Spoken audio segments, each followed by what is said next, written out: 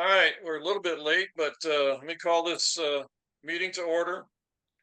And I would like to start out today with the invocation by Jim, if you do that for us. Okay, sure will. Let's go to the Lord in prayer. God, we come today. We give you thanks. We give you praise, glory, honor. We thank you for FMCA and for the community that it represents to each of us. We know that we have many things that we celebrate together, like friendship and fun and building new, lasting relationships with each other. And we pray for your courage, for your strength, for your joy to be with us in life and all that we're about and all that we find ourselves involved in. And we do pray for our families that are going through very difficult times right now, that you would strengthen them and give them your love and your grace. And we ask all this in your holy name. Amen. Okay, for right now, Penny's going to go ahead and put the flag up on our screen, and we'll go ahead and do our Pledge of Allegiance.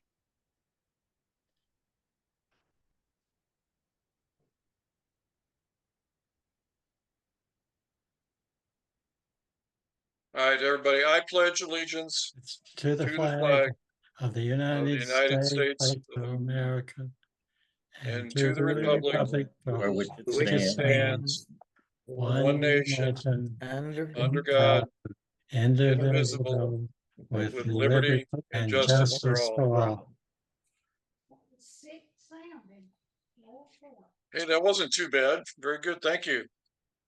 All right, next thing we're gonna have to do, we've got four new officers. Well, we got four officers that have taken new positions. Two of them are new to the executive board. And this time I would like Jim Hollis to go ahead and do the installation of the officers. Okay. Uh, really appreciate the opportunity to be part of this important circumstance and opportunity here to install the new officers.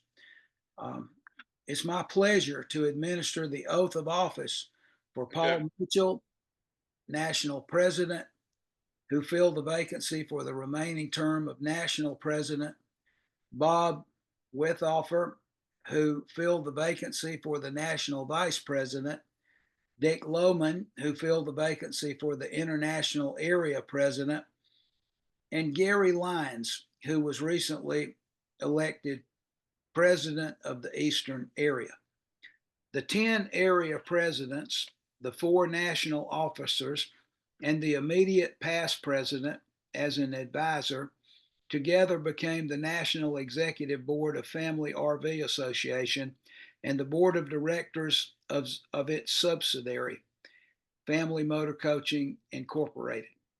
Their duties are as follows: to act for the governing board on ordinary matters between the governing board's regular meetings, to exercise governance responsibilities and fiscal oversight, except for those that are specifically reserved for the governing board, approve specific bylaws and member policies and procedures and reviews, and approves budgets, engage in strategic planning for the organization and submit these to the governing board for concurrence, and to act for the good of the association and all of its members.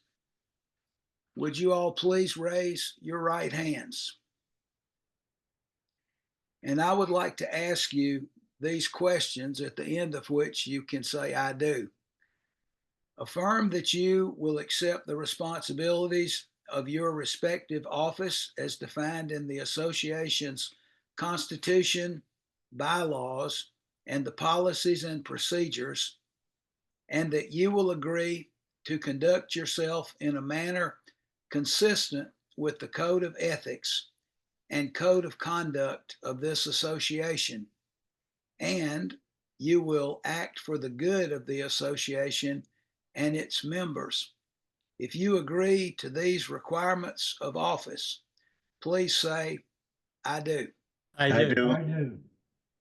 Okay, well, may you be blessed and full of joy and hope and an optimistic attitude in leading our association and our Family Motor Coach Association and our family RVing family. And I appreciate, again, the opportunity to be here with you this afternoon. I've got some other meetings I'm headed to. I know you all know something about that, but thank you for allowing me to come this afternoon and spend this time with you. And I look forward to seeing you all at Perry. Thank you, Jim. Thank you, Jim. Really appreciate that. Absolutely. And just for the executive boards, the new officers especially, you notice we had you do this on screen and we have a recording of it. So we know that you actually said "I do." So you're stuck now for at least a little while. That's right. All right. I'd like to go ahead and do the secretary's report. And everybody has received the four that are listed, from the executive board meeting from August 10th, governing board meeting from August 14th, annual membership meeting from August 17th, and executive board meeting from August 17th. Everybody has approved those minutes, and they're online for you to look at. Now, are there any corrections to the minutes of the Redmond, Oregon meetings listed on the agenda? Any objections? Okay, if not, the minutes are approved as distributed. Okay, that part was easy. Now I'll go ahead and go to the our treasurer, Barbara Smith, has a verbal report for us.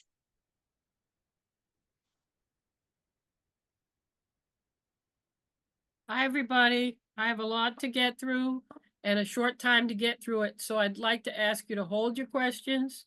If you have questions, give me a call or give me an email later. First, the good news. Your investments have kept you in good shape because of the earnings. Currently, today, off the cash report, you have $5,851,218. Last year at the governing board in August, I reported that our investments were 6.7 million. However, you took out 2.1 million, specifically 2.108541. So the question ought to be, how could we have 5.7 or 5.8? Your realized gains from taking that money out provided funds within your investments. That's significant, and that's what's keeping you afloat. It's a one-time thing until you put that $4 million back that we've taken out since I've been the treasurer. You won't be able to access that kind of realized gains again. Bad news. August, your operating income was minus $183,000 and $373. This is very bad because in particular, this is an event month. You would expect to have a profit here. How did we lose that? Admin, a loss of $81,248. Tech Connect lost $98,781. Membership gained $140,514. The magazine lost $109,277. I have a footnote associated with that. When we switched the magazine to every other month, we took all of the expenses in the month of August. Normally, it would be in the same month as the revenue. Did I get that right, Brian, basic? Okay. That's right. And events lost $37,931. You will see in this particular month that the loss is high. Brian, is that because you booked back to August the CES power bill and the venue bill that we got in September? That is correct. Okay, good. We did what we're supposed to do. Your payroll is still over 2 million. Specifically, 2,052,741. Bob, before you ask the question, I'm going to raise the issue about our revenue. It's composed of dues. We can calculate what membership ought to be for the month, new joins, and new renewals. We have deferred dues, we have commissions, we have I would call them affiliates that pay us for running their programs. And every once in a while, some of these commissions are a little higher. For instance, the fantasy RV check was 90,000 instead of 60,000. And the head of that company called me to tell me that a bigger check would be coming. Number 3, be mindful of the budget. I have to explain that the budget is just a little bit fluid. It would be easy to say when we're tracking the budget that we take 1/12 of the amount that's in the budget for expenses and what's for revenue. But that's not exactly the way that we do it. And in an event month, we will have more expenses and more revenue. We need to get you more detail on that. I'll have an update on that later. So please be mindful of the budget. This is my guidance. The March cuts that were made in Tucson were not enough to keep you solvent. What does that mean? I'm going to give you some guidance a little bit later. The magazine, we went to 6 issues. There were layoffs and there were some convention expenses. In the convention meeting, we talked about the venue bill coming late, and we talked about the CES electric bill coming late. So I asked Paul specifically about the strategy for running the convention, and I'm absolutely with you 100% on this. We're increasing the enrollment to the maximum. That way we'll get more vendors, more vendor income, and higher ratings on our event and associated goodwill with a good event. What do I mean by expenses that are not in the budget? We used a lower early bird rate, so we take a hit on about 50,000 in revenue right there. We've got Mike Sokol coming. I don't have the detail on what that's going to cost us. We have Discovery coming, and that's going to be 35,000. So this is what I suggest that we have the finance committee and the management committee do. Take a look at your $50,000 contingency in your budget. Decide if you want to use that. Take a look at the P&P for executive travel. If you notice in our budget, the travel budget is $301,000. We really need to take a close look at that, and I suggest myself first. There's a P&P that says the $24,000 is spent among the 3 national officers other than Paul, me, Pamela, and Bob. I would like to reduce that overage back to $8,000 each. Please consider that, management committee, and I'll talk to the finance committee about that. I would like to recommend that if somebody leaves, don't refill that position until we can afford it. And let's see, what else? I think that's a pretty good start. Anything else on the budget? Stop spending on things outside the budget. However, we have some initiatives that were begun and they've got to be completed. So I'm actually okay with that, and understand that the budget's fluid, that we may not be balanced this month, but in a few months we may catch up. Save the programs that were underway, the DBA, the logo, the volunteers for doing media, and anybody eligible for new dues, keep that going. Last item. Thank you for letting me get to this. I've heard a request for classes. The first one has already occurred. That was in Redmond, and it was for Barbara Schluss. It was for Kevin and for James. They had a priority, and it's important that they know the budget and the governing board budget before we have to vote on any money. The second class is coming up. It'll be a date between November and December. We're getting a little close to Thanksgiving. That will be for Gary and for Dick Lohman. Once my schedule clears in January, we'll be able to schedule another one, and I would like you to pencil in a Saturday in March when we're all in person. We will do 1 hour in Perry. It's much easier face to face. I got some homework for you. This is to bring you up to speed with the resources that already exist. take a look in the treasurer's area on the website. You get quarterlies produced by Brian. That includes comparisons between where we were for membership, comparisons on investments, and what our achievements were. Right, Brian? They're on the site. They are. They're Look up at the first three minutes. quarters. Great. Thank you. Not there for this quarter yet, but they'll be there very soon. Maybe 2 weeks. 2023 to 24 minutes of the Finance Committee meetings. 2024 Governing Board booklet and the 2024 tapes of the Finance Committee workshops. A whole week of those. Any questions, give me a call and or give me an email. My report is respectfully submitted. Okay, any questions of Barbara? Okay, treasurer's report is accepted for file. Now I need to back up a little bit because I forgot to do the roll call for the quorum. So if Penny, if I'm not too far off base, if you can do that now, I would appreciate it. Will do. Bill Dees, Present. Diana Huff, Here. John Jacobs, Here. Connie Jones, Here. James McDaniel, Here. Bill Newton, Here. Dick Loman, Here. Gary Lyons, Here. Pamela Richard is not in attendance today. Barbara Schluss, Here. Barbara Smith, Here. Kevin Waters, Here. Bob Whitehofer, Present.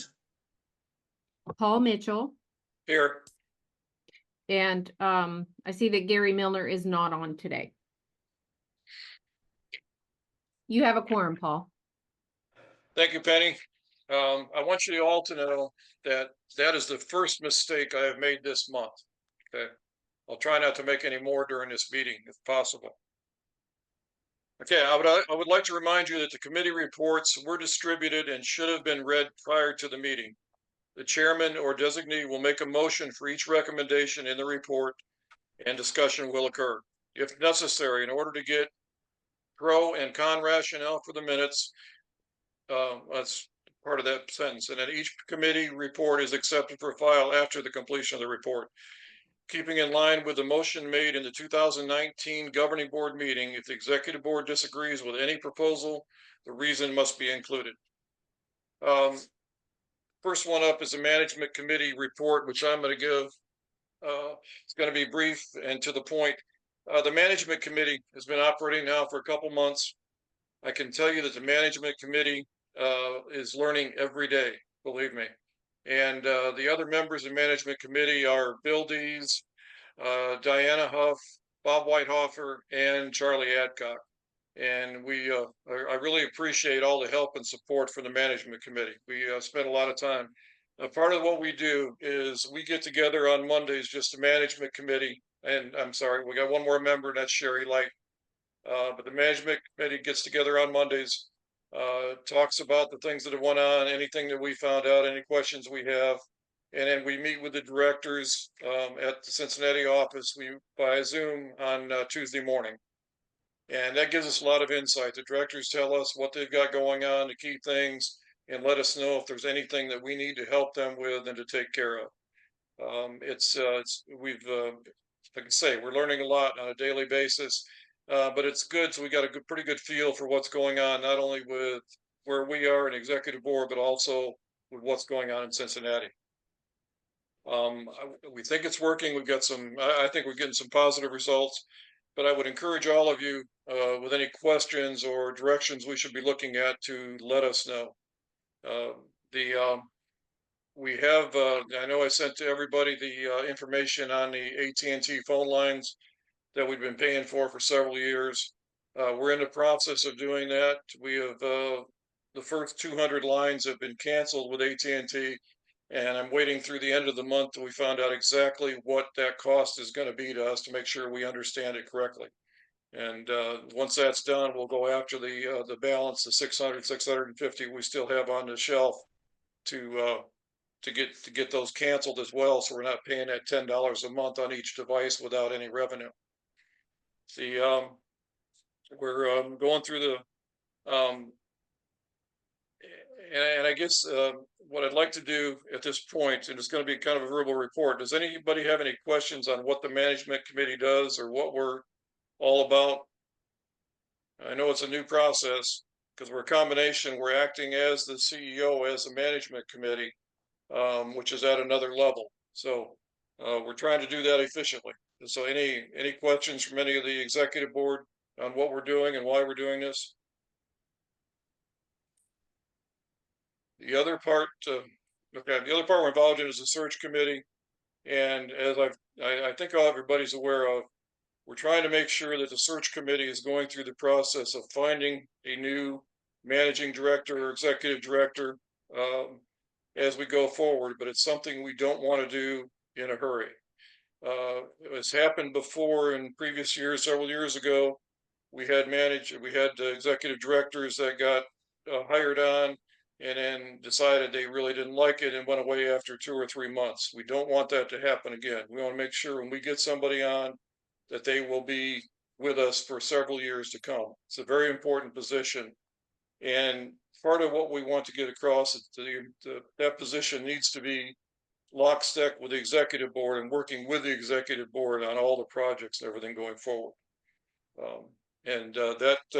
We've had, I think we're going into our 3rd meeting on a search committee and defining exactly what the job description for our managing director should be. So any questions or comments on that? Okay. I would encourage, like I say, I would encourage you all to contact any member of the managing committee. If you have questions, let us know what's on your mind or what you think we should be doing that we're not, or what information, and we'll gladly provide that to you as at any time we can, as best as possible. With that, if there's no questions on a management committee, that report is for file. And I got to find my notes. Oh, I got one more thing. The other thing we wanted to is we sent out a handout regarding FRVA.com. And I know that's the acronym, but Family RV Association. And one of the reasons, so I don't think I've talked to anybody on this outside the committee, but FRVA.com is the domain that we think we should purchase. Originally, it was when we looked at it 2-3 months ago, it was available, but for a price of $13,000. We picked up the domain FRVA.com. But looking at that, the document we sent you kind of goes through the process of why FRVA is so important to us. Did everybody get a chance to look at that? No. Okay.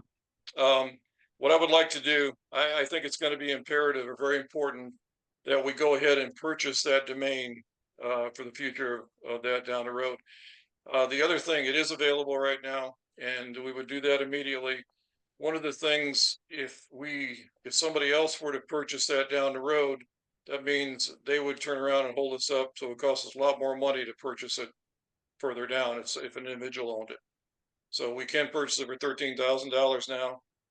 All right, I'd like to make a proposal that we purchase the FRVA.com domain. Would anybody second that? I'll second it. Second. Okay, discussion? I have a question, please. Okay, Where is the 13,000 coming from? Has it been accounted for in our budget? it has not as of yet. There is as Barbara mentioned, there is a $50,000 contingency in there that we can use. We're also within the next budget, we're going to be saving approximately, well, right now it's going to be $2,000 a month on the AT&T lines, and it'll be more as we get more canceled going down the road. So I'm pretty confident, and Barbara, you can correct me if I'm wrong, but I'm pretty confident that we'll be able to handle that. And I think it's imperative that we do.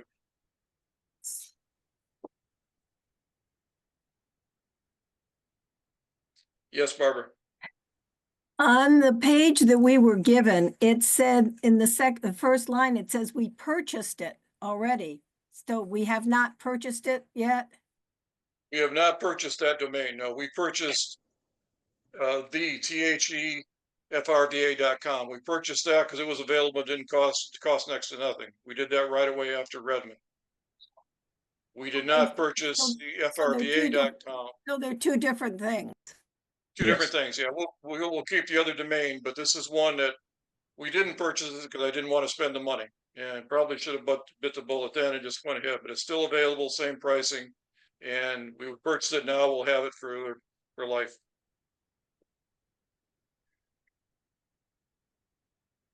Any other discussion? Okay, hearing none. Are you ready to vote? All those in favor of purchasing the FRVA.com domain, please raise your hand to signify yes. Yes. Yes. Yes. Okay, all those opposed? So I think it carries unanimously. Dick, was your vote yes? Yes. Okay, so it's unanimous. Thank you. All right. The next thing up is we're going to have a report from Randy Johnson on the AMS committee. Can we get a picture on Randy?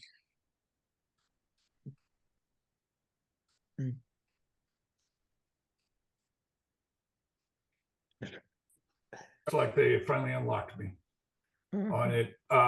The only thing I've got is basically what's written in those 2 pages. If anybody wants to discuss any of that, I'm more than happy to have that discussion.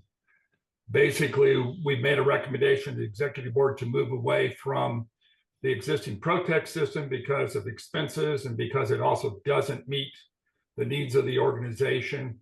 Roughly 80% of the front-facing website. Okay, Randy, I need a let's get the motion first. Okay, sorry. The motion is to move away from the existing AMS system. I'll second it. All right, we have a motion and a second, and first Randy's discussion, and then we'll go to open. The main thought process was that particular system is costing us about 160,000, 180,000 a year. And we probably have invested over $1 million in it since inception. The 80% of what's being used within FMCA has been homegrown and has been added around the core system that's being used. Currently, the system is only doing 2 things for us. It does membership and it does some of the events. And basically, we're paying for a glorified billing system, an awful lot of money. If anybody has any other questions, I'd be happy to answer them as best I can.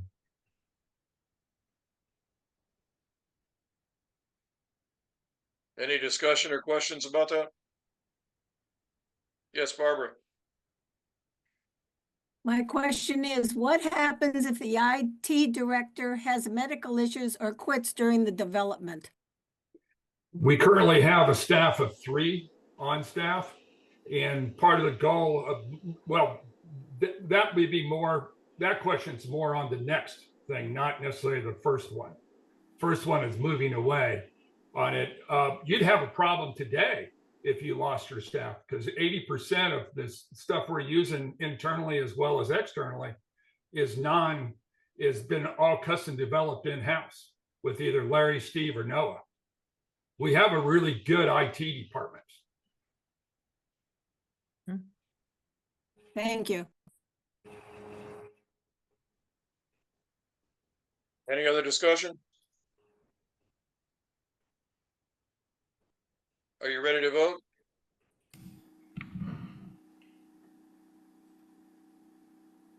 Okay, if you vote yes, you are moving to accept the recommendation from the committee to work on from the AMS committee to move away from the existing AMS system. In other words, Protect. So all those in favor, please raise your hand. Kevin says yes. Aye. Nick is yes. Okay. All opposed? Okay, I believe that is unanimous as well, Penny. All right, thank you. Randy, go to your second motion. The second motion is basically we're taking a plan A and a plan B approach to determining where we're heading. We're hoping to be able to develop internally, using the staff that we have today, a proof of concept that we can do it by the end of February, to have pieces of it already in place. While simultaneously, I still need you to go through the motion so we can get a second for discussion. okay. You want me to read the motion? Yes. Yes, please. To proceed with the proposal as follows: allow in-house staff to develop proof of concept over the next 3 months that implements modules for membership events and chapters showing that management software can be developed in-house. If successful, it would be the recommended approach going forward with industry standard development tools that FMCA staff already utilizes. The POC would require the IT director to devote 100% of his time to this endeavor over the next 3 months. And by 3 months, we're really referring to the end of February because of the holiday. AMS system, and while the POC is being worked on, the subcommittee will continue to investigate third-party AMS systems by setting up 3 or 4 demos as a backup should the POC not be successful. Okay, may I have a second for that motion? I'll second. Okay, did you get that, Penny? Yes. All right, and I'll let Randy continue discussing it and then we'll open it up. I mean, it's pretty self-explanatory. We're in the process. Larry's in the process of working through. I'm not exactly sure where he's at. We have a workshop scheduled on Friday. If anybody is interested in getting involved in that, we'd be happy to have you with us to discuss where we're at on the proof of concept. The plan B, which is to look at other third-party alternatives. Steve has done a fairly decent job of putting together a checklist of what needs to be included and will be used as an evaluation criteria for anything that we're looking at. Steve hopes to have that done within the next 2 weeks to 3 weeks. And we can certainly provide the preliminary checklist if anybody is interested. Okay, any discussion?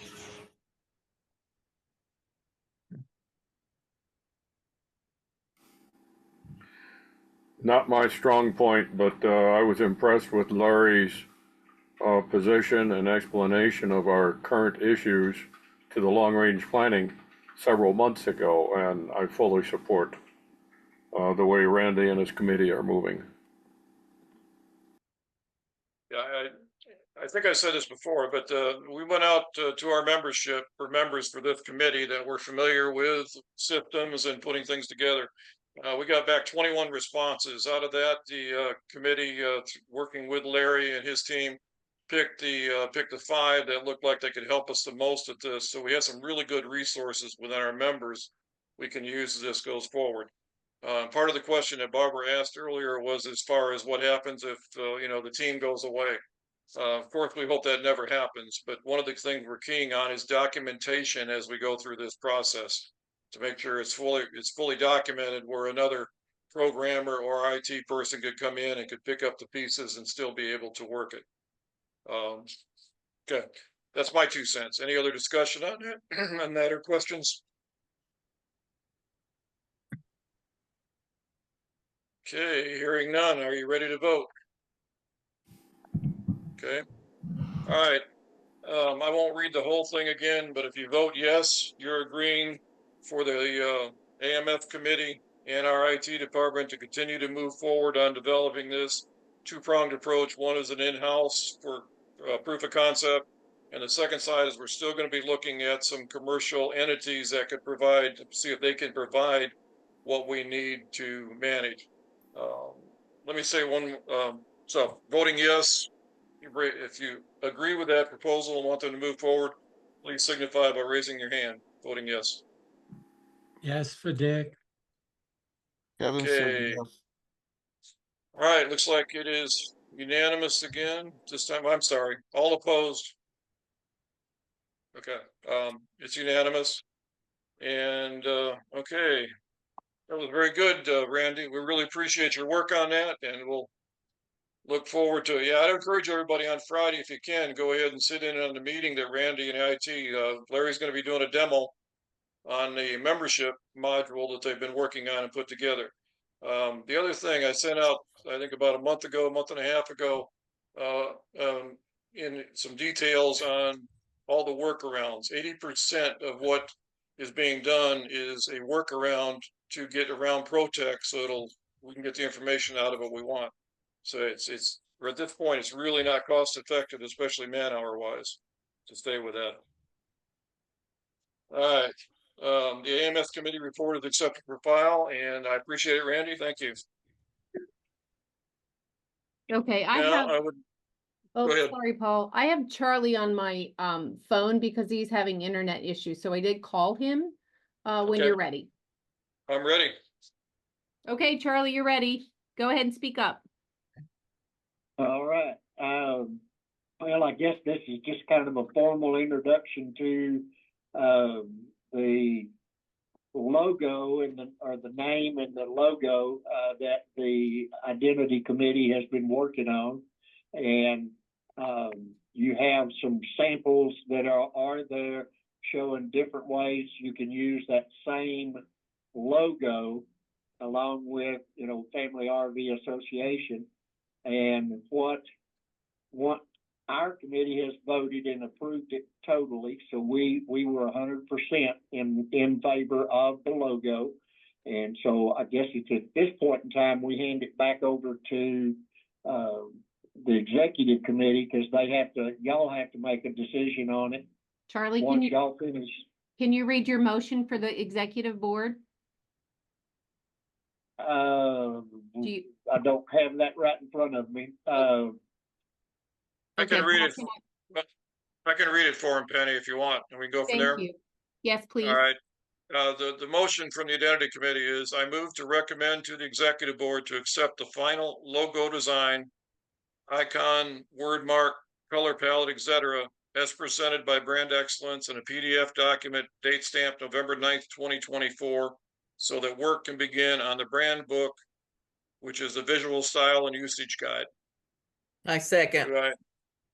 Do I have a second from Diana? Okay. And now Charlie, you can go ahead and talk about it, and then we'll open it for discussion. Okay. Well, we went through, the naming process by the board. And so then our next process was to work on the logo itself. So we went through a number of different variations, and when we finished with this one, we were all in agreement with the logo, liked the logo and how it looks.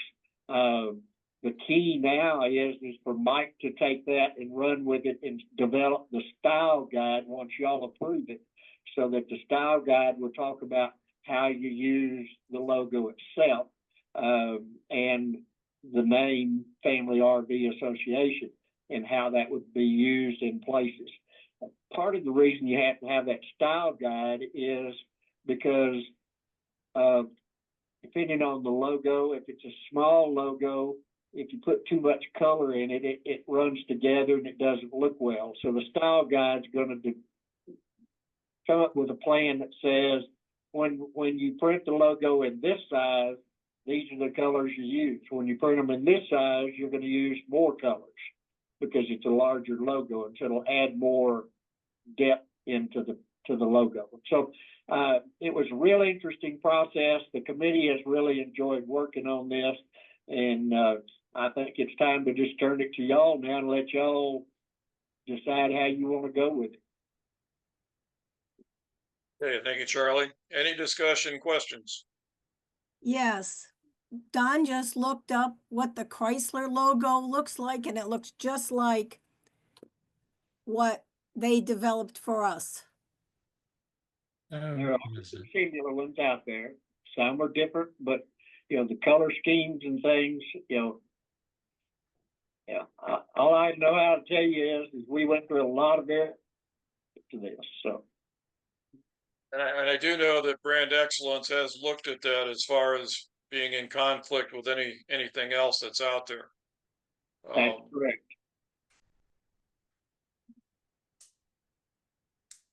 Okay. Yes, Barbara Smith.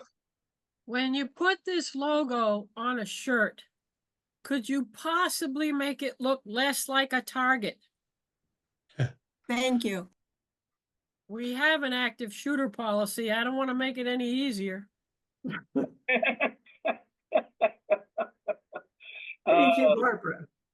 Okay, would you like to see? There are several different designs, and you can pick different designs of how you want, which one you want to put on. And there may be several variations depending on the type of shirt or whatever. I think that's what the style guide will do is give you choices, of how you use it and on what kind of products you could use it on.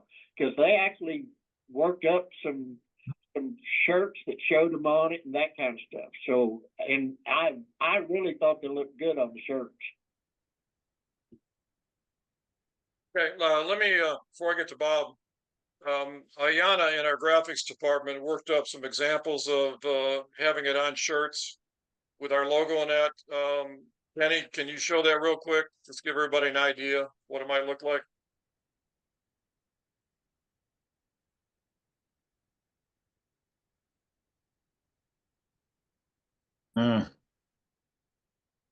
Everybody see that on their screen?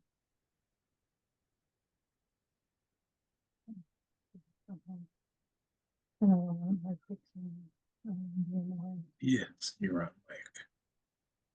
Remember, these are just examples. It's variations that can be done on it. We haven't decided on anything on that, and that style book will help us make some decisions that make sense. Yes. Any questions while we've got that up? Looks pretty great.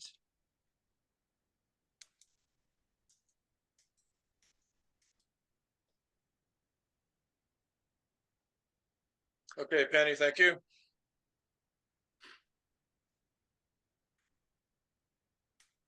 Bob, your question? I just wanted to mention that, strangely enough, I agree with Barbara Smith on the comment on it looking like a target, and I think that can simply be solved by Ayana's work and possibly just removing the center circle from the compass rose in the center would solve a lot of that. Having looked at our FMCA logo, it has changed substantially over time, and I would expect that this logo will do the same.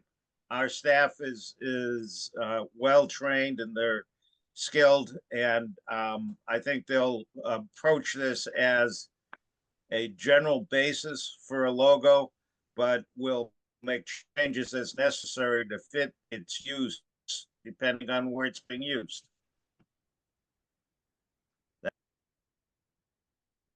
Go ahead, Bill.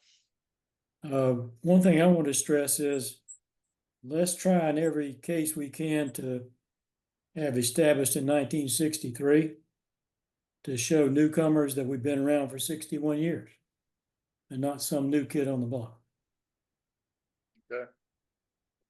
The only issue we had as a committee when we were working with that established date was the fact that when you get smaller, you can't even read it because it's such a fine print. So the style guide, as we talked about, they're going to develop it and they'll talk about when you get down to this size, don't put it on there, but you will have it on there most of the time because it's printed where it can be seen, but the smaller it gets, the harder it is to read. And Ariel was in on some of those discussions, and I think she understands how that will work. But we want it there. We believe it needs to be there, just like you just said. But there's just times that it almost looks like a smudge on the paper when it gets so small. Yeah, I understand. Thank you. Okay, any other discussion, questions, comments? Okay, hearing none. Are you ready to vote? Take that as an affirmative.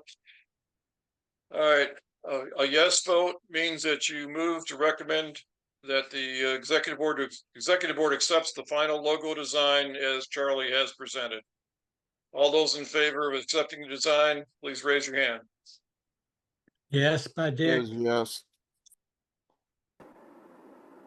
Okay, all those opposed? Okay, I got one opposed, Barbara Schluss. Barbara, you need to give us the reason opposed so Penny can get it in the notes. Like Barbara said, that it looks like a Target, plus it looks like the Chrysler emblem. Okay. Is that enough, Penny? Yes. Okay. All right, it passes with one opposed. All right, so identity committee report is accepted for file. Let's see, I've got Calvin Means on here, who's part of the committee, along with Charlie on the phone. We really appreciate all the work on this and getting us to this point. And hopefully we're going to be able to move this forward fairly soon and get the word out there. Okay. Is there any unfinished business that we need to take care of?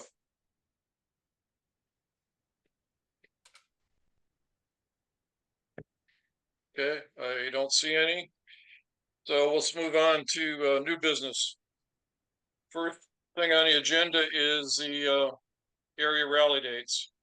And let me go read this. PMP 3003 calls for a motion if the dates between two area rallies are not 10 days apart. It also calls for a motion if there is an area rally 30 days prior to the international convention. We'll need, in this case, we're going to need motions for both reasons. So may I have a motion to waive the 10-day restriction in policy and procedure 3003 for the Midwest area rally, June 15th to 21st, 2025 in Elkhorn, Wisconsin, and a Northwest area rally, June 18th to 22nd, 2025 in Albany, Oregon. I make that motion. Okay, Barbara Schluss makes the motion. Do I have a second? I'll second. Okay, did you get that, Penny? All right, any discussion?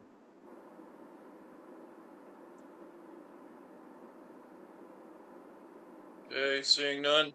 I will say that I would love to see next year that this is for 2025. So one of the goals for 2026 is to get these rallies so they're not right on top of each other. I think the second year in a row we've had that or close to it, so that some of us have the potential to attend both rallies. I think it's John doesn't want me to come to his. That's why we've got it this way, but I'm not sure. It might be Barbara. It's hard telling.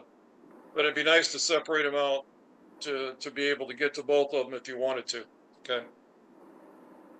Any other? So notice. Yes, Barbara. Can you please note that the Finance Committee meeting is May 19th? The workshop's May 19th through the 23rd, and the Finance Committee meeting will be on the 23rd. Okay. And we have those, Penny, you have those dates for the calendar? Yes, I do, Paul. Okay, thank you.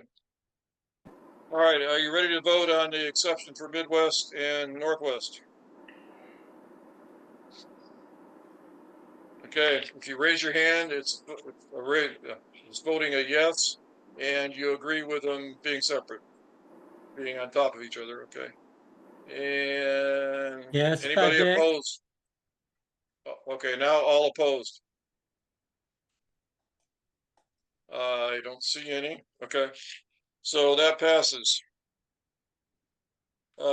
Second one is, may I have a motion to waive the 10-day restriction in policy and procedure 3003 for the Midwest area rally, June 15th to 21st, 2025 in Elkhorn, Wisconsin, and the Northwest area rally, June 18th, 22nd, 2025 in Albany, Oregon. Can I get a motion for that? That's what we just did. I thought that's what we just did. What we did is the two areas are closer than 30 days apart.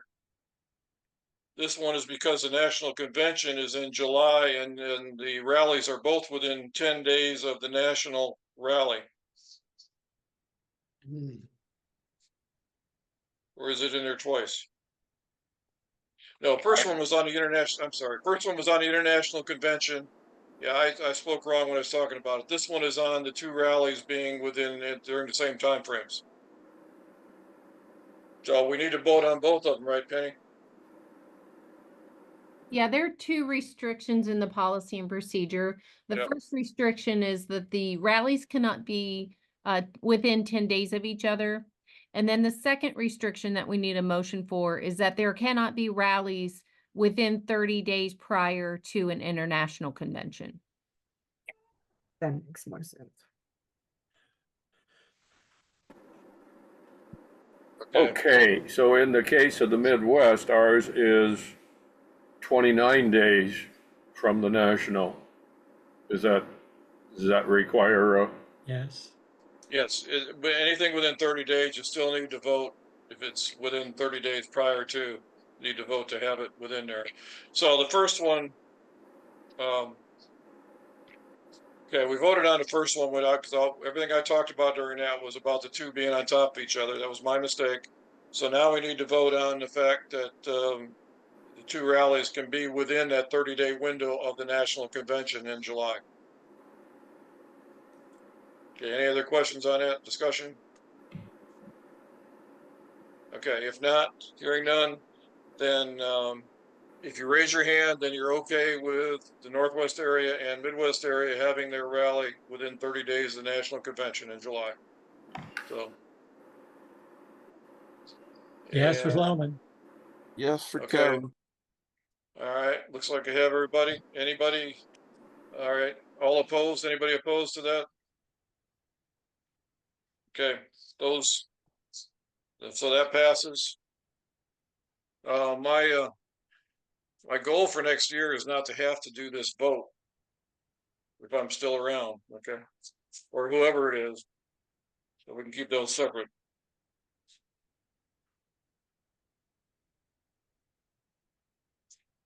All right, so that was, okay. So that's both of those. The next thing we have to do I had a question. is go ahead. My question is, I already have the dates for next year or for 26 for our Albany rally, but you have no dates for the FMCA convention. That is true. We do not at this point in time. The So summer how do we- rally, I mean, at this point in time, I could not tell you for sure if we're actually gonna, I mean, I'm sure we'll have something, but not sure what the format, a summer rally or whatever. We are looking at Sedalia, Missouri as a possibility. And actually, can we put out that time frame, Doug?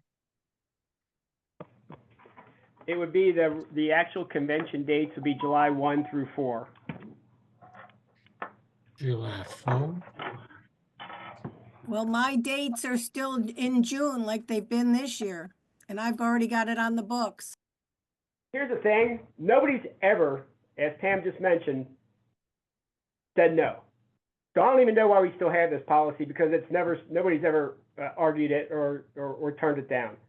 So maybe that's something the PMP committee should look at because it just seems like it doesn't matter. Now, it does matter for you if you're like a week before the convention and you can't get to the convention. But that's a convention committee and my problem as far as getting dates for our event. You already have your rally event scheduled. You have your contract, right? Yes, just not signed. I don't know what to say, Paul. I mean, I would recommend you go ahead and do a rally and Yeah. we'll see what happens. No, it's a good point. It's, I'm actually a little more concerned if we can get the areas to be different versus the so much on the, before the, national Yes. convention. And see, Barbara, you've got an in on this, so maybe you can talk to the PNP committee and get them to go ahead and change that or get rid of that PNP. That'd be a good one. Very funny. Well, we've got the same situation where we will probably have our date. It pretty much almost has to be June or July for the Midwest.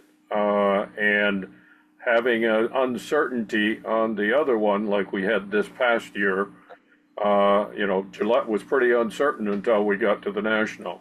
So we can't wait either in many cases, like what they've had to do out. So we're going to probably end up picking a date also, and it will be June or July. Well, if we end up using Sedalia, and I'm not sure that's going to happen at this point. We know the dates on that are going to be the 1st through the 4th. That's the dates we reserved there just in case, if we were able to do it. And part of the reasoning behind that is we think those dates might be a really good draw to get people in. We can get free fireworks on the grounds on the 4th of July, so that might be a plus. But I say we have not firmed that up yet, but we'll let you know as soon as possible. This is all I'm saying is for the last 2-3 years, we can't make both sides of the country at the same time with as close as those dates are. So, and maybe that's never going to change, but it's a good goal. Okay, to do that. All right. Any other questions on this? Is there anything else we need to do, Penny, on the area schedule? I forgot to put in your notes, Paul, that if we have future dates, that we should note them now. Okay. Okay, any future dates, and well, Penny, I would much rather have, if you've got future dates, once you know your dates, just get into Penny so we can put it on a form and get it out there on the website so everybody has access to it. If that's all right. Sounds good. Okay, Penny muted herself, so I must be okay. She's trying to keep me straight. You're good, Paul. Hey, Thank Paul. you, though. Hey, Paul. Okay. I have a question. I know in the board of directors agenda, you're talking about RV Basics in there. RV Basics should be considered under FMCA, and with the executive board because it is an educational program, and that falls under membership. So I don't care where you do it, but it really probably should be in this part of the meeting. Okay. Okay, well, we can do it right now. I got no problem with that. I know Gary Zip is on as well. You want to go through where we're at on RV Basics right now, and then let Gary go ahead and talk. Yeah, we have, and you guys all get the report each morning, and we're at 21 total students. That's 14 people and then 7 spouses, I guess, from among those 14. So we have 21 total students, and then we have 8 on the advanced class. That is, it's pretty low. I'm certainly hoping that we can grow it a little bit more, but I think at some point we have to kind of look at it realistically and see if it's where we stand on doing this. There is a considerable expense to doing this. So, there are some numbers that need to be looked at and some dates that have to be considered on if we continue this. So, I'll let Gary talk about it, and you guys can discuss it as well on how and when this all takes place. Unfortunately, we canceled Tucson last year. I think we actually had more students signed up at that point than we do now when we canceled it. So I'm not sure what the answer is to that, and I think maybe you guys should discuss that and see where we need to go moving forward with RV Basics in Perry. Yeah, we'll turn it over to Gary just to talk about it and for him to answer any questions on RV Basics. Just to give you a little bit of background, we RV Basics 1 we've done. This will be we're doing RV Basics 1, and then we'll do an advanced after that. which this will be the first time that they've put together advanced. And obviously the concern is we were hoping to get 75 plus people signed up. That may still happen by March, but at this point, the way it's tracking, it doesn't look like that. But go ahead, Gary, tell us a little bit more about what you're going to do. You're still muted, Gary. I just asked you to mute. I'm sorry. My biggest concern at this point is advanced. We have done RV basics in the past with as little as 24 or 28 people. It certainly doesn't make any money. It certainly exposes us to additional costs, but that is, I think, the smallest group that I have been involved in.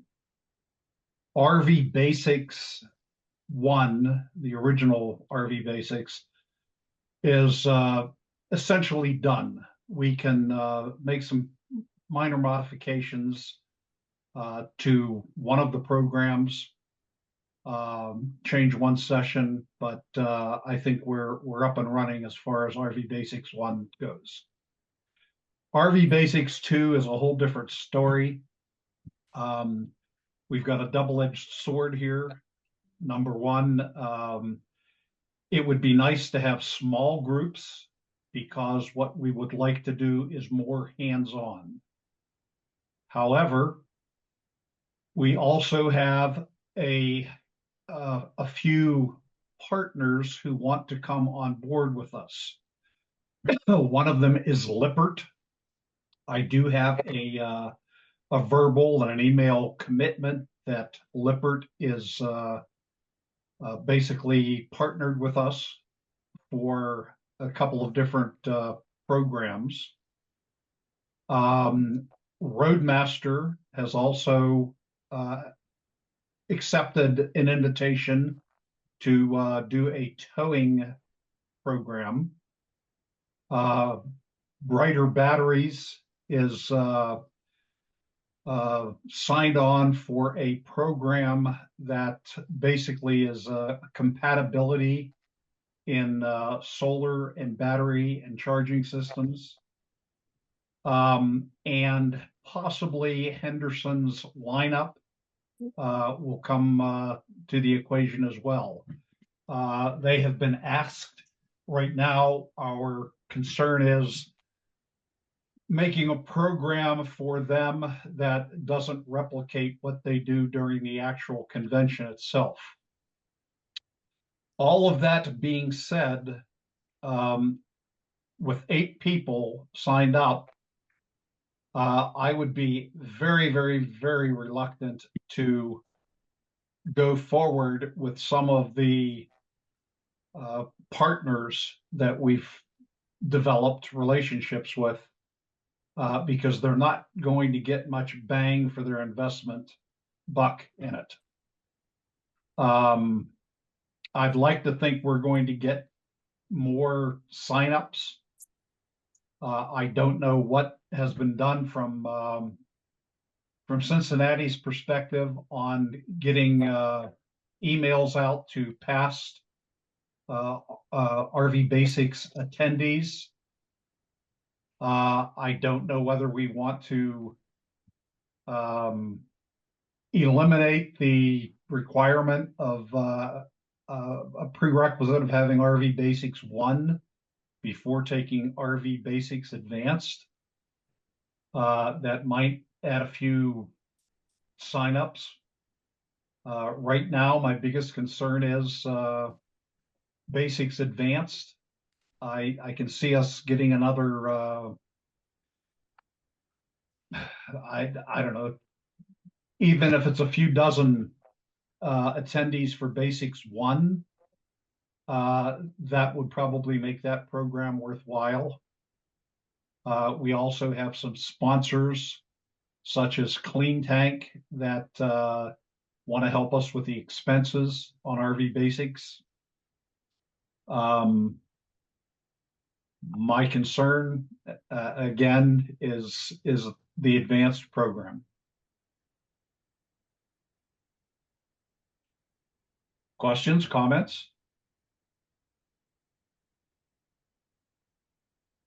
So any questions of Gary about the two programs?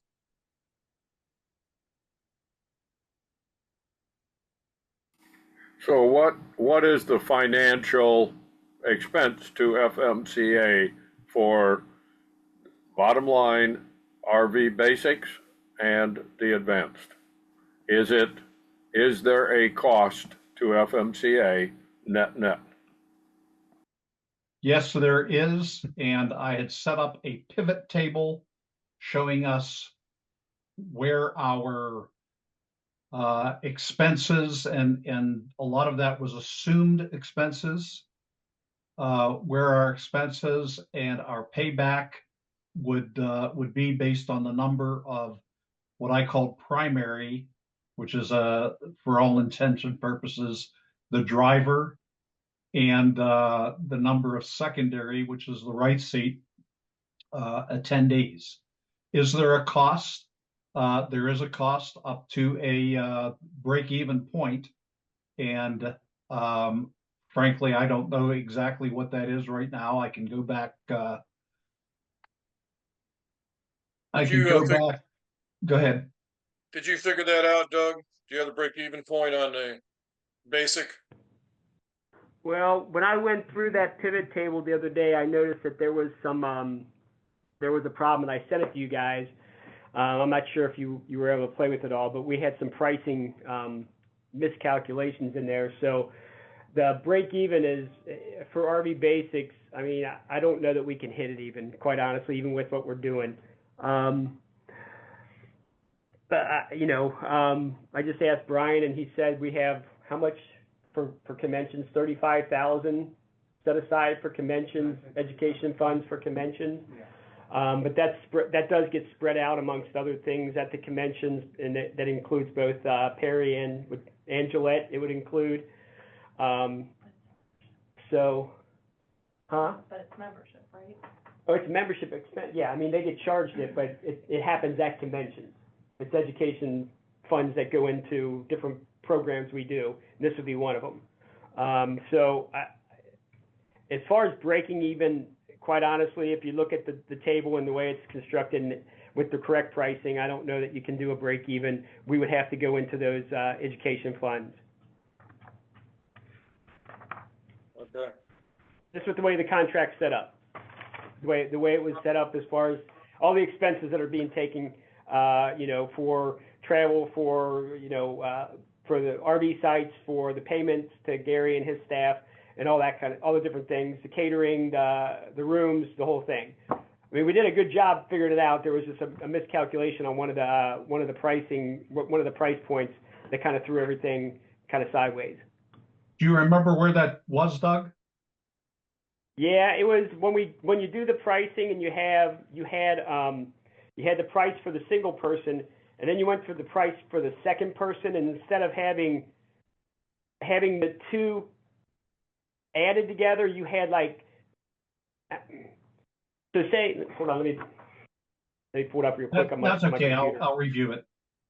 If you look at the pricing for say the primary tuition for RV Basics would be $325, or I'm sorry, for RV Basics Advanced, it would be $325 for the primary and $125 for the secondary. Well, where the secondary was listed, instead of having $125, we had $450 or whatever it was. Okay, I see what you're saying. Added the two together for that secondary person, so we were the secondary person was providing way too much money. Correct. I see that. Okay. Between Doug and Gary, and I'll take questions from the rest of you as well, but do you think it would make a difference if we don't put the requirement to have RV Basics 1 in there? I think that would help with advanced if we get a little better explanation of the hands-on portions of that are out there. In a nutshell, I would say no. Okay. I don't think so either. I think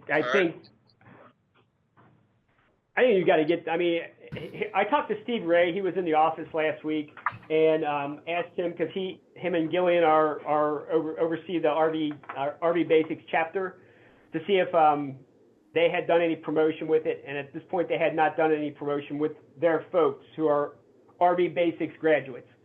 for the most part.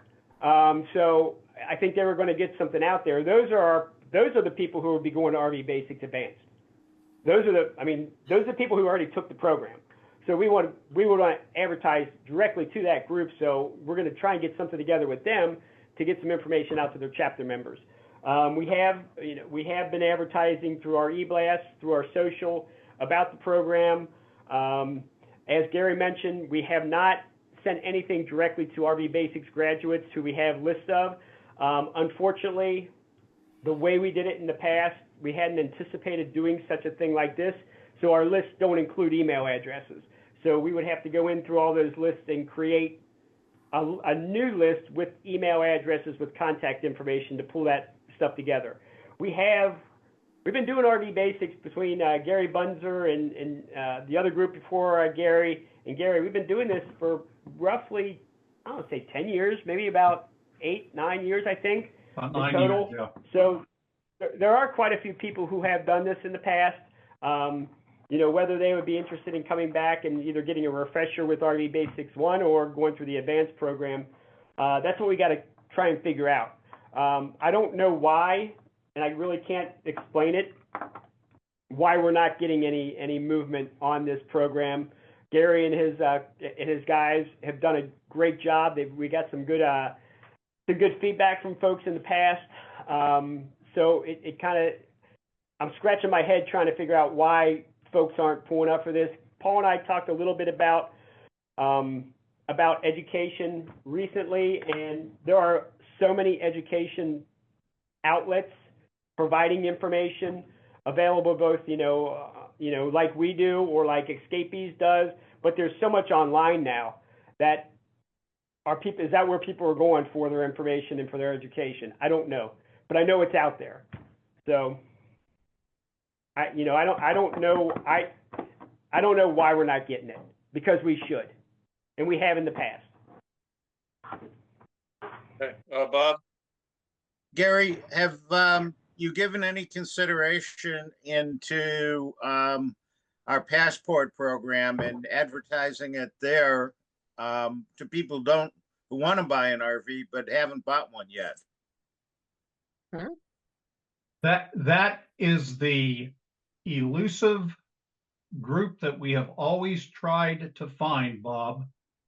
I think the discussions that I understand are ongoing with RV There Yet is a key to that audience. You can't tell somebody, let me back up. You don't know what you don't know. And people who are in the RV market, those who sit back and look at these beasts going down the road and say, gee, I'd like to do that someday. The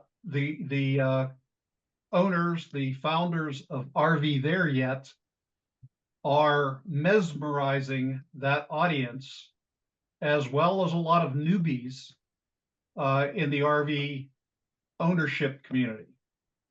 I believe that they can be very important to us as far as the wannabes, the pathfinders.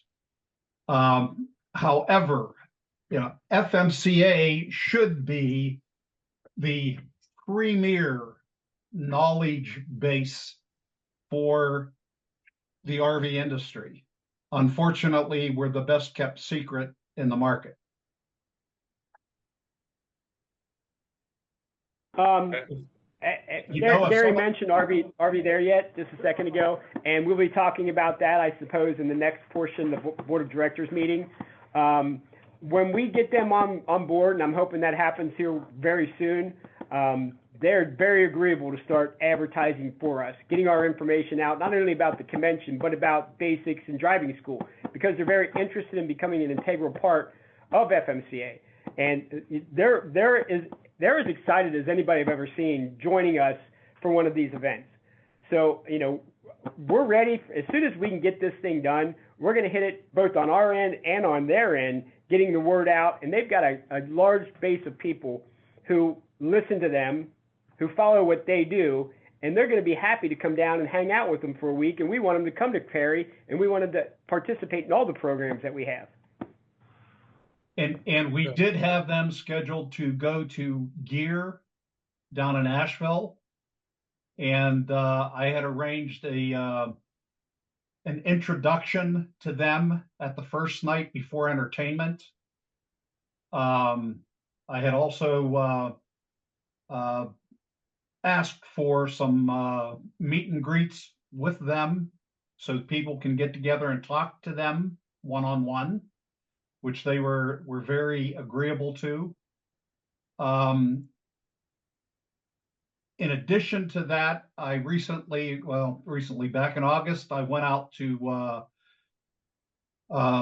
Lippert LCI, Lippert Components, which grows daily. Lippert continues to buy different parts and pieces of the RV supplier market. Lippert seemed to not be aware that they were minorly aware that FMCA was open to towables, and the majority of their products are aimed towards towables, but they were also totally unaware of Pathfinders. And Lippert was very interested in a partnership between FMCA RV Basics and Lippert's owner schools. And they conduct those around the country as well as in their own facility throughout the year. They have technician schools and they have owner schools. Okay. A lot of similarities to what we do. And what I was trying to do is incorporate more of their hands-on into RV Basics Advanced. All right, I don't want to take up all the executive board's time on this. We'll get this to the convention committee. I had one. I just got a text. Charlie Adcock would like to say something on this, and then I'll go ahead and sum it up real quick. Hey, Charlie, Paul, the quandary you have with the advanced basics, advanced class, is they have to be a graduate of the basic class.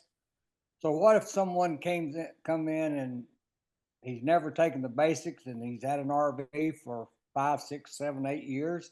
I'll guarantee you he knows as much as he's going to come out of that basics class with. Can you make an exception for someone with X number of years experience in the RVing world? Charlie, yes, we had just talked about that a few minutes ago, and I think Doug and I concur that it really is not going to make a big difference on the attendance. But I also do take exception to somebody who's owned an RV for 30 years. And we have had many people take RV Basics 1 who have been RVers for 20, 25, 30, 35 years. And without a question, everyone leaves RV Basics 1 with added knowledge. okay. All right, what I'd like to do is defer this discussion to our next convention committee meeting, or about the middle of January, to decide for sure. I think it would behoove us to just take off the requirement for Basics 1 to do 2, just to see if it makes any difference over the next couple months. I would like to ask if there's any way that a emergency convention committee could be convened, because I don't think we can wait until January to, if necessary, pull the plug on Basics Advanced. Number one, our partners, our vendors, I think would be very let down and very disappointed, and I think almost insulted if we waited that long. And secondly, ladies and gentlemen, I cannot begin to tell you how much work is involved in putting this together. And by January, we're going to have so much of Basics Advanced put together. But I mean, I am talking hours and hours and hours of work, weeks of work, and in addition, huge expenses on the parts of those of us who are instructing. Okay, Bob, you had a comment real quick? Yeah, unknown to you, Paul, we were planning on a convention committee meeting right after Thanksgiving, either the first week of December, if we can get the committee together. I haven't polled them yet. Our topic, though, was going to be next year's conventions. We could take some of that time and put it towards this question, but to my way of thinking with the convention committee, this boils down to dollars and cents. Everybody knows that we're very tight on our costs at the conventions, and if this is a significant loser, that's a problem. So, and yet on the other side, we want to do education. We can discuss it. We can discuss it in December. We'll get a meeting together, and we'll add Gary to the agenda. I appreciate that very much. And just one final statement. I really don't want to not offer advanced, but I would certainly, looking at the numbers that I'm seeing, I would rather pull the plug on that sooner than later. It is a big expense. It is a huge time expense. And I really don't want to jeopardize relationships with the partners that we have. Okay, so let's, your drop dead date on RV Basics 2, then I would take as the end of this month, end of November, to make a decision on it one way or the other. I would certainly like that, yes. Okay, all right, and to answer John Jacobs' question early on is, it does cost us money. We haven't broke even on RV Basics for several years. It does cost, not RV, the Basics in advance. It's going to cost us money to run them. There's no question there. It's just a matter of how much. Let me have a quick straw poll, and I'm not doing a normal vote. How many think we should continue? And this is a loaded question, but how many think we should continue with the RV Basics 1 and try to continue with the advanced? And I would say I vote to continue, but I think we need to start understanding what our expenses are on that whole, both of them. Okay. Everybody else, you think we should continue, or you're just ambivalent? I think we need to continue, but we need to be aware of the cost. How much it's costing us. Well, an RV Basics 1 and RV Basics Advanced are two entirely different animals. Still need to know. Yeah, no, cost has got to be looked at. Okay, we'll get back to the convention committee on here. I don't want to spend any more time on this. We've got Paul, to do. Paul. Yes, go ahead. Paul, can I bother just for a second? I know you keep on wanting to put this on convention committee, but it's not a convention responsibility. This is a membership education thing, so it needs to be the executive board that makes this decision, not the board of directors. Okay. All right. What I can do is I can provide you guys, and I'll do this after the meeting today, with the spreadsheet that Gary put together, and I'll put the numbers in there so you can see where we stand. Okay.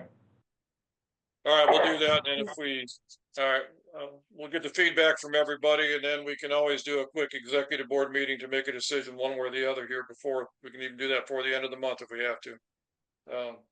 Is there any reason I need to stick around? Nope. Thank you.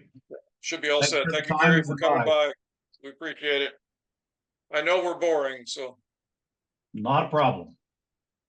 All right. All right, next thing we're going to do is the banking resolutions.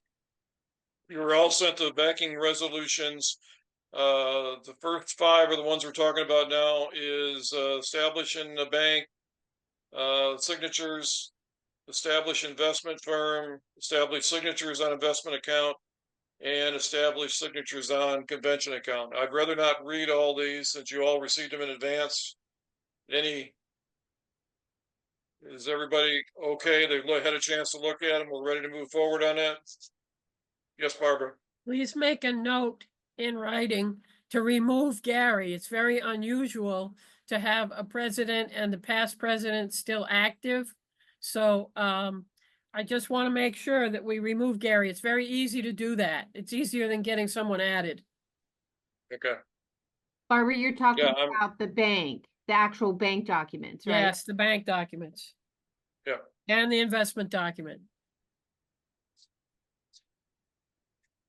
Okay, everybody's had a chance to look at the first five? Okay, may I have a motion to approve the banking resolutions items I'm sorry, Barbara. Go ahead, Barbara Schluss. My question is, who is Bridget Lynn? She's in the membership department, takes care of the commercial members. And why does she need to be on the banking? I can't answer that. Is Aaron in there? She's a check signer. We have a few in different departments. Why? Well, we have multiple people that need to be check signers. And it's best to spread it out amongst the departments, and she was one of the ones chosen to be a signer. There are different things that have to have checks signed. Like I'm not supposed to sign convention-related checks. Pam's not supposed to sign communication-related checks. Aaron's not supposed to sign membership-related checks. So we have a number of different people who sign checks. Yeah, I mean, that's kind of the answer. Penny does checks for that, she'll do checks in different instances as well, so.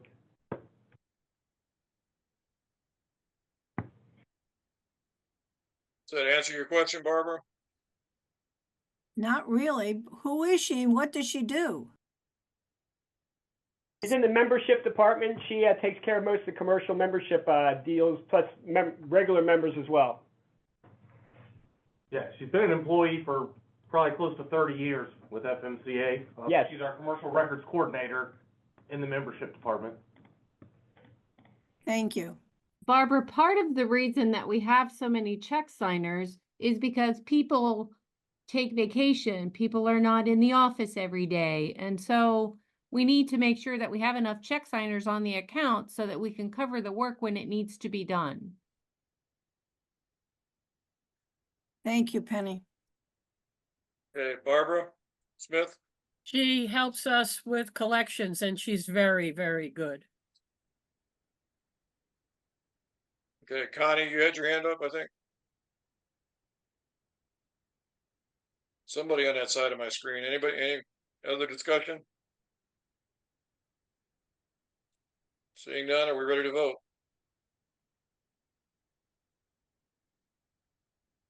Okay, a yes vote means that the motion to approve the banking resolution items 1 through 5 is approved. So if you're voting yes, please raise your hand.